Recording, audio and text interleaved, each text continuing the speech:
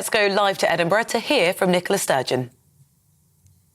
The Scottish Parliament to legislate for a referendum on independence. First of all, while I am obviously very disappointed by it, I do respect and accept the judgment of the court. In securing Scotland's independence, we will always be guided by a commitment to democracy and respect for the rule of law. That is a principle, an important principle, but of course it also reflects a practical reality. The route we take must be lawful and democratic for independence to be achieved. And as is becoming clearer by the day, achieving independence is not now just desirable, it is essential if Scotland is to escape the disaster of Brexit, the damage of policies imposed by governments we do not vote for, and the low-growth, high-inequality economic model that is holding us back. However, we must be clear today that the Supreme Court does not make the law, it interprets and applies the law. If the devolution settlement in the Scotland Act is inconsistent with any reasonable notion of Scottish democracy, as now seems to be the case, that is the fault of Westminster lawmakers, not the justices of the Supreme Court. In addressing the implications of today's ruling, it's also important to be mindful of what the court was not asked to decide, and therefore what the ruling does not tell us. The court was not asked to decide if there is a democratic mandate for a referendum. The mandate and the parliamentary majority for a referendum is quite simply undeniable. Nor was the court asked if Scotland should be independent. Only the Scottish people can be the judge of that. And it was not asked if there is any democratic means by which Scotland can choose independence. The question the court was asked to decide, indeed the only question the court could reasonably answer, was a narrower one. Would a bill providing for an advisory referendum on independence be within the current powers of the Scottish Parliament? In other words, can the Scottish Parliament legislate for an independence referendum without the prior agreement of Westminster? Now, as we know, the court has answered that question in the negative. It has determined that under the Scotland Act 1998, which of course encapsulates the current devolution settlement, even an advisory referendum asking the question, should Scotland be an independent country, is a matter reserved to the Westminster Parliament. What that means is that without an agreement between the Scottish and UK governments for either a Section 30 order or a UK Act of Parliament to change its powers, the Scottish Parliament cannot legislate for the referendum that the people of Scotland have instructed it to deliver. That is a hard pill for any supporter of independence, and surely indeed for any supporter of democracy to swallow. However, as I said back in June when I informed Parliament that the Lord Advocate had agreed to make this reference, it was always the case that in the absence of an agreement with the UK Government, the question of the Scottish Parliament's competence in relation to a referendum would end up in the Supreme Court. If not before legislation, then certainly after any decision by Parliament to pass a bill. So while it is, I think, a statement of the obvious that this is not the outcome I hoped for, it does give us clarity. And having that clarity sooner rather than later allows us now to plan a way forward, however imperfect that might be. Now, I am enough of a realist to know that the immediate questions posed by today's judgment will be for me and the SNP. That is entirely understandable. I'm also long enough in the political tooth to expect some triumphalism on the part of unionist politicians. However, unionists of a more thoughtful disposition, and yes, I do believe they exist, will, I suspect, know that to be misguided. Indeed, they will have been hoping that the court, as the UK Government asked it to do, would have declined to answer the substantive question today. That's because they will understand that this judgment raises profound and deeply uncomfortable questions about the basis and the future of the United Kingdom. Until now, it has been understood and accepted by opponents of independence as well as by its supporters that the UK is a voluntary partnership of nations. The Royal Commission on Scottish Affairs back in 1950 said this: Scotland is a nation and voluntarily entered into the Union as a partner. That sentiment was echoed nearly 60 years later by the Calman Commission, which described the UK as a voluntary union and partnership. And it was reinforced in 2014 by the Smith Commission, which made clear that nothing in its report prevented Scotland becoming an independent country should the people of Scotland so choose. What today's ruling tells us, however, is that the Scotland Act does not, in fact, uphold that long-held understanding of the basis of the relationships that constitute the UK.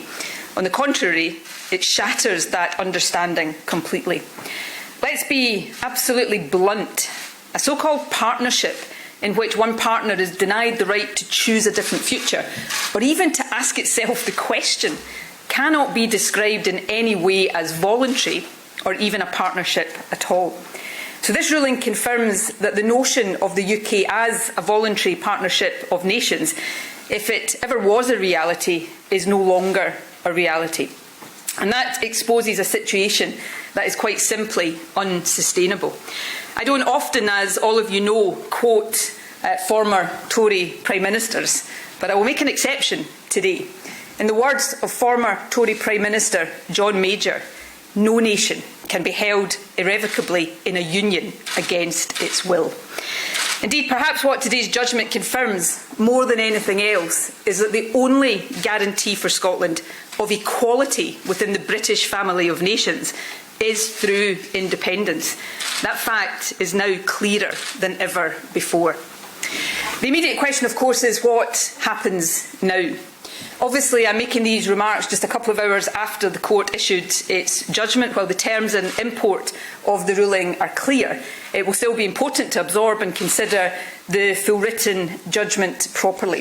I think it's safe to predict that this will not be my last word on the matter. However, my initial views, building on what I said in June, are as follows. First of all, it is worth repeating that the court judgment relates to one possible route to Scotland making a choice on independence, a referendum bill in the Scottish Parliament without Westminster agreement. While it is absolutely the case, if the UK was a voluntary partnership, that this would not be needed, it does remain open to the UK government, however belatedly, to accept democracy and reach agreement. I make clear again today, therefore, that I stand ready at any time to reach agreement with the Prime Minister on an adjustment to the devolution settlement that enables a lawful democratic referendum to take place, a process that respects the right of people in Scotland to choose our future, in line with the clear mandate of the Scottish Parliament, lets politicians make the case for and against independence, and crucially allows the Scottish people to decide. What I will not do, however, is go cap in hand. My expectation, in the short term at least, is that the UK government will maintain its position of outright democracy denial. That position is, in my view, not just unsustainable, it is also utterly self-defeating. The more contempt the Westminster establishment shows for Scottish democracy, the more certain it is that Scotland will vote yes when the choice does come to be made. As for that choice, and for the avoidance of any doubt, I believe today, just as I did yesterday, that a referendum is the best way to determine the issue of independence. The fact is, the SNP is not abandoning the referendum route. Westminster is blocking it.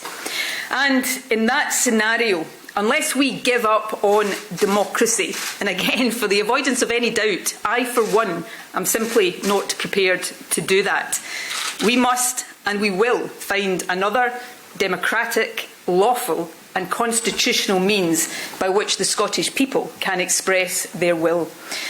In my view, that can only be an election. The next national election scheduled for Scotland is, of course, the UK general election. making that both the first and the most obvious opportunity to seek what I described back in June as a de facto referendum. As with any proposition in any party manifesto in any election, it is of course up to the people how they respond. No party can dictate the basis on which people cast their votes, but a party can be, indeed should be, crystal clear about the purpose for which it is seeking popular support. In this case, for the SNP, that will be to establish, just as in a referendum, majority support in Scotland for independence, so that we can then achieve independence. That then is the principle. However, now that the Supreme Court's ruling is known and a de facto referendum is no longer hypothetical, it is necessary to agree the precise detail of the proposition we intend to put before the country. For example, the form our manifesto will take, the question we will pose, how we will seek to build support above and beyond the SNP, and what steps we will take to achieve independence if we win. Now, as you would expect, I have views on all of that. However, given the magnitude of these decisions for the SNP, the process of reaching them is one that the party as a whole must be fully and actively involved in. I can therefore confirm that I will be asking our National Executive Committee to convene a special party conference in the new year to discuss and agree the detail of a proposed de facto referendum. In the meantime, the SNP will launch and mobilise a major campaign in defence of Scottish democracy. For we should be in no doubt, as of today, democracy is what is at stake. This is no longer just about whether or not Scotland becomes independent, vital though that decision is. It is now more fundamental. It is now about whether or not we even have the basic democratic right to choose our own future. Indeed, from today, the independence movement is as much about democracy as it is about independence. Now, to conclude, before I take questions, of course, I am well aware that there will be a real sense of frustration and disappointment today in both the SNP and the wider movement. I share that. My message, though, is this. While that is understandable, it must be short-lived, and I believe it will be. Indeed, I suspect we will start to see just how short-lived in the strength of the gatherings planned for later today in Edinburgh and other parts of Scotland. The fact is, we have work to do. The case for Scotland becoming independent is more compelling and urgent than ever. Independence is now essential because of what Westminster control means on a day-to-day basis for people in this country now and for future generations. Thanks to Westminster control, the UK economy is in crisis and we're entering a new age of Tory austerity. Low-income households in the UK are now 20% poorer than their counterparts in France, 21% poorer than in Germany. Let me put that into context. That means the living standards of the lowest income households in the UK, including Scotland, are £3,800 lower than their French equivalents. Thanks to Westminster control, we are subject to an immigration and asylum system that neither works in practice nor serves our need to grow our population. It mistreats those who come to our shores looking for sanctuary from oppression and deprives us of the talents and the taxes of those who want to live, work and contribute to our country. Thanks to Westminster control, even the limited measure of self-government that devolution provides is no longer guaranteed. The steady erosion of the powers of our Parliament, the undermining of the Seoul Convention, the imposition of the UK Internal Market Act and now the retained EU Law Bill. And if we stick with Westminster control, we are stuck outside the European Union permanently. And that comes at a heavy cost. According to the Office for Budget Responsibility, Brexit will mean in the long run a fall in national income of 4% compared with EU membership. That's equivalent to a cut in public revenues in Scotland of £3.2 billion. All the main Westminster parties now support a Brexit that Scotland did not vote for. And the Brexit conspiracy of silence that exists between them means the UK economy will become weaker and people will pay a heavier and heavier price. That price will be paid in hard economic terms, but also in the narrowing of horizons and loss of opportunities for generations to come. Scotland can do better than this. The example of independent countries across Europe and the world, many with nowhere near the assets and strengths we have, tells us that loudly and clearly. We hear from Westminster that what is needed is stability. But let's be clear, the Westminster system has shown that it is not capable of securing stability. The people relying on food banks are not being offered stability. Those across our country afraid to switch on their heating are not being offered stability. The businesses struggling with Brexit are not being given stability. The young people denied the rights and opportunities of EU membership are not being offered stability. A UK model that delivers low growth and low productivity, coupled with sky-high rates of poverty and inequality, does not and never will offer stability. Scotland can do so much better. So yes, of course, this judgment is a disappointment, but it is not one we can or will wallow in.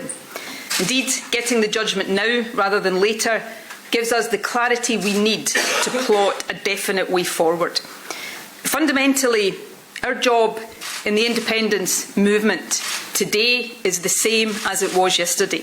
It is to persuade a majority of the Scottish people of the fact that independence is the best future for Scotland and ensure a democratic process that allows majority support to be established beyond doubt. That job is not easy, I know.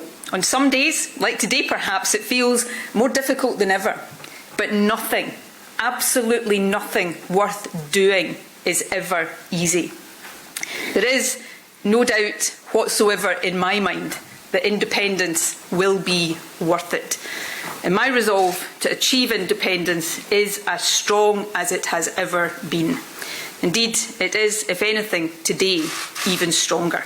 Prosperity, equality, internationalism, and now, without any doubt, the very democracy of our nation depends on independence.